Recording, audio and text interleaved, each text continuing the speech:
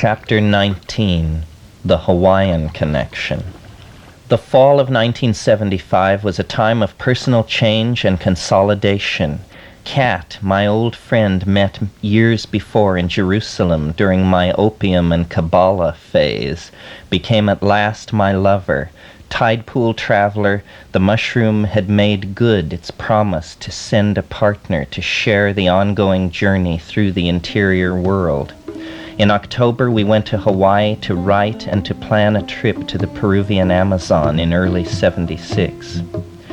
We had rented a house on the remote and desolate Kau district of the Big Island of Hawaii. It was an area of twisted lava flows of all ages. Kapukas, islanded areas of ancient forest, were the only vegetation and were surrounded by frothy seas of hardened rock that had killed all low-lying and less fortunate life. Slowly, nearly imperceptibly, Mauna Loa rose up to 14,000 feet in the distance behind us.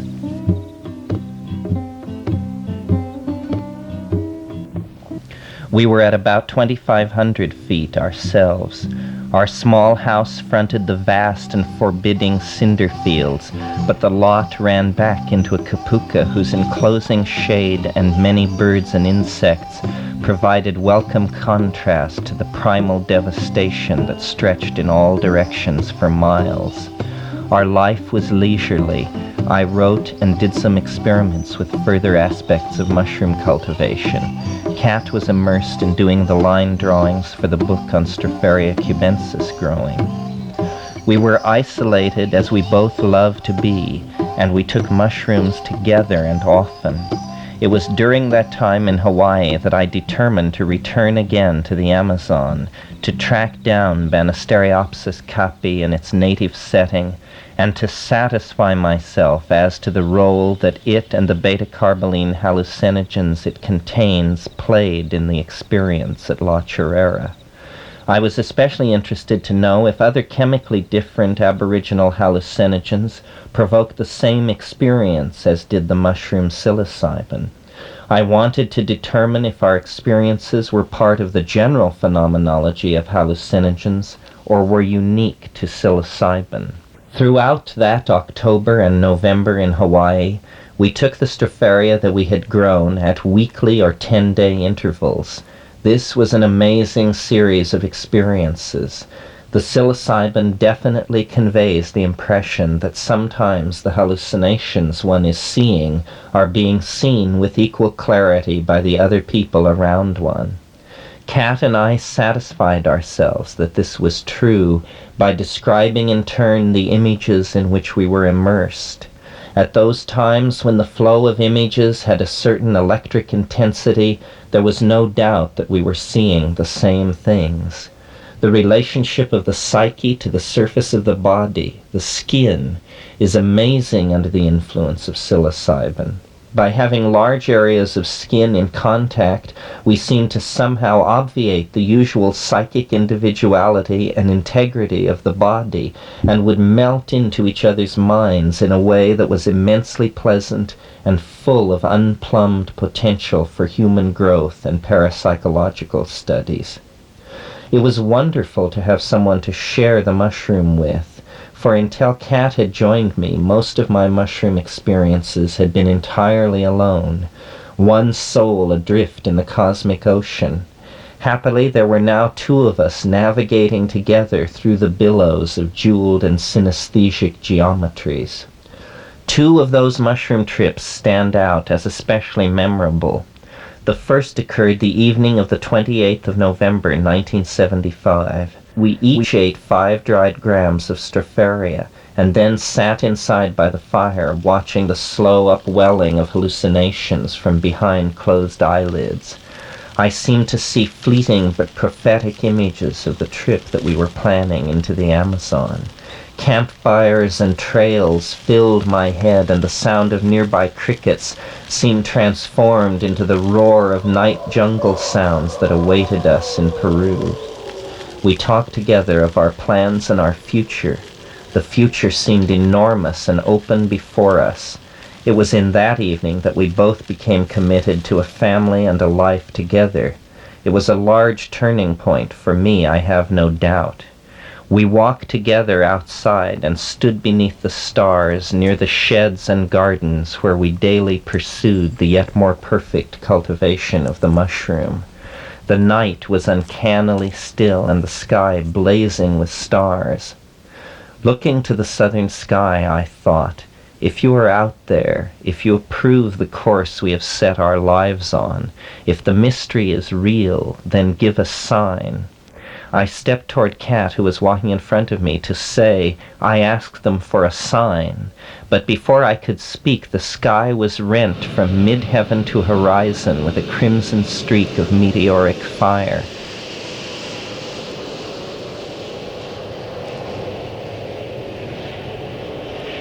The depth of attunement of psyche and world must be very great for such synchronisms to occur. Such meteor burns occur but once in all time, came the mushroom's comment, clear and unbidden, into my mind. We sat down then on the warm, receptive earth and abandoned ourselves to the waves of vision and the vistas. At one point a revolving night wind whipped the leaves of the otherwise perfectly still trees. The district was a remote one, but borne on the still air over miles and miles, from neighbors and ranches scattered far, we could hear the mournful howl of every dog in that whole part of the island. For hours they moaned and howled in eerie, wavering ululation.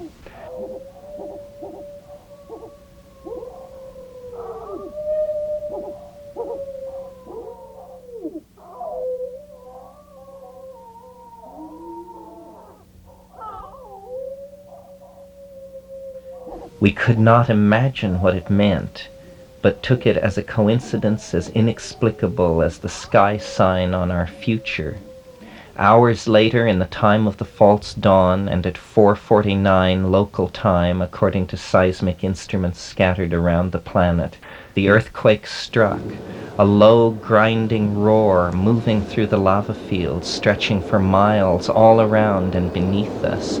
Tidal waves and volcanic activity at Kilauea near the epicenter and 30 miles away from us followed fast on the first shock. An hour later, another smaller shock wave would occur. Now the reason for the hours of howling were starkly explained. So it is a fact that meteoric signs and a great earthquake, the most intense in Hawaii in 100 years, attended our mushroom trip and our intensified exploration of the psilocybin depths, just as we attended them. The second, and in many ways more puzzling major mushroom experience that we shared in Hawaii, brought to an end any further exploration of mushroom psilocybin until after our return from the Peruvian Amazon. It was the 23rd of December, a day before Dennis would arrive to spend the Christmas holidays with us. Kat and I each again took 5 grams and settled down before the fireplace to await the first wave of images. Soon we were deep out into it. The mushroom was showing me a watery blue-green planet with no land except a globe-girdling archipelago at the equator, a kind of super Indonesia. Accompanying the views of the planet was a narration explaining that this oxygen-rich world was within 100 light-years of Earth and was totally uninhabited by higher animals. As the implications of this last bit of data came home, I felt a wave of acquisitiveness that seemed to come right out of my primate roots and a million years of nomadism and restless swelling of human populations. The narration was explaining that when the symbiotic fusion of humanity and the Stropharia was completed, man would be free to claim many such planets for the Strophariad. The narration had become personified into the inner voice that attends the mushroom trance, and with it I began a discussion of the view of the watery planet and the technology such views implied. I wondered after the technology of star travel and whether the mushroom, for all the extravagant images it is able to bestow, could produce any effect in the normal continuum. I had the idea that we should go outside, as we usually did at some point in our trips, and had a vague intimation that we might see some continuation of the cloud-related phenomena that had been a part of the experience at La Chorrera. Cat complained of being very hot and agreed we should go outdoors. We were very unsteady on our feet, and though Cat said very little, I felt considerable alarm for her, even though when she said that she was hot, I assumed that going outdoors would be sufficient to cool her off. Outside, we stood unsteadily in the front yard. The night was overcast. Cat seemed to be lapsing in and out of consciousness. It was becoming harder and harder to rouse her. She kept saying that they were burning her, but that she thought she could hold them back. Finally, she collapsed altogether, and I could not get any response. My first thought was to realize how isolated we were, and how impossible it would be to get any sort of outside help. It would take hours to get anyone there, and doubtless there was no one who knew more than we did about psilocybin on the entire island. Besides, the overwhelming gestalt of the situation was somehow that we had been placed by something in the scales of life and death, and that whatever was to be done, it was to be done by us alone, and in the next very few minutes. I remembered then that at the back of the house, near where we were accustomed to taking sunbaths, there was a large tub of water that held the overflow from our catchment system. It required, even in the face of a mortal threat, which I recognized this to be, a complete organization of my consciousness to think of emptying the water over Cat. But as soon as I thought of it, it seemed to give the swirling world a direction. I picked her up in a single sweeping motion and carried her, us lurching through the dark, past the spiky palm, fantastic in the darkness. I laid her on the ground and began to empty can after can of clear black and silver silken water over every inch of her. It was immediately apparent that we had found the limiting factor of whatever was making her feel a burning sensation and forcing her into unconsciousness. Tearfully and joyously embraced there in the water and the mud, both sensing that this very uncharacteristic effect of the mushroom had been a close call. As we knelt together with the realization that we had surmounted the difficulty that had risen to confront us, a wild peal of unearthly sound, a howling laughter, split the air from the direction of the ancient wood behind the house.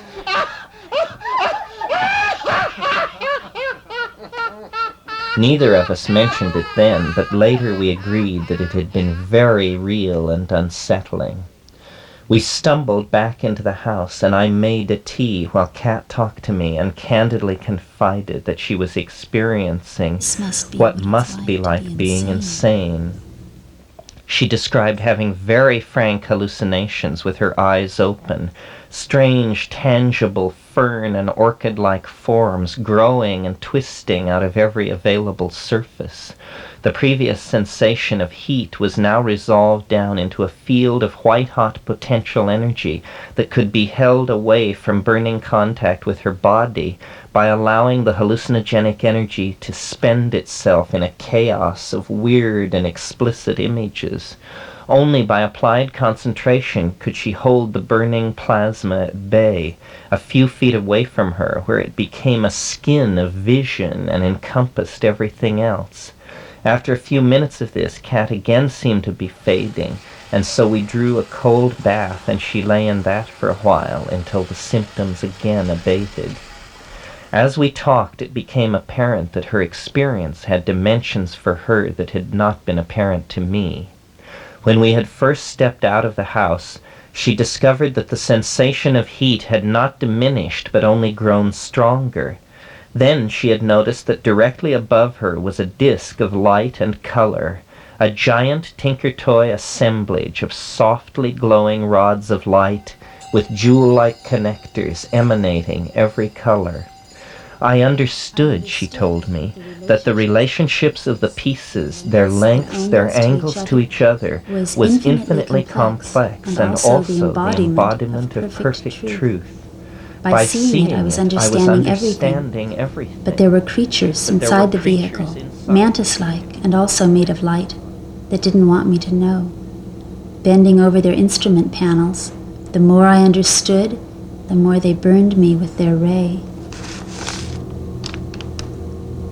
I couldn't stop looking, but I was being vaporized.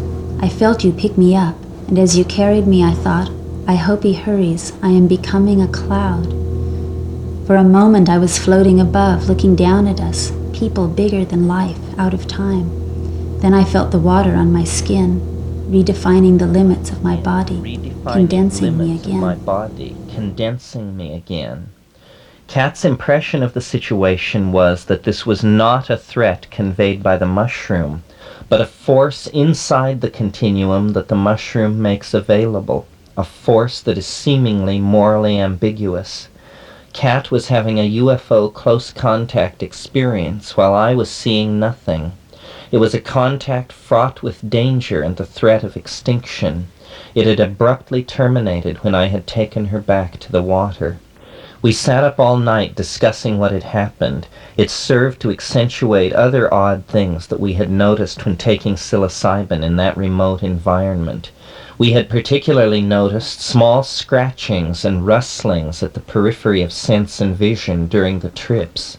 Not unlike the activation of a classic poltergeist phenomena, these small movements and noises were so regular a feature of these experiences that I came to simply accept them.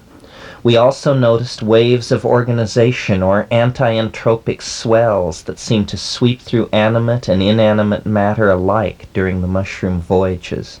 For instance, after a prolonged period of near trance in contemplation of the visions, if we were to draw away from it in a collective motion to stretch or talk, then the fire would suddenly flare and burn brighter and the rustling at the periphery increase.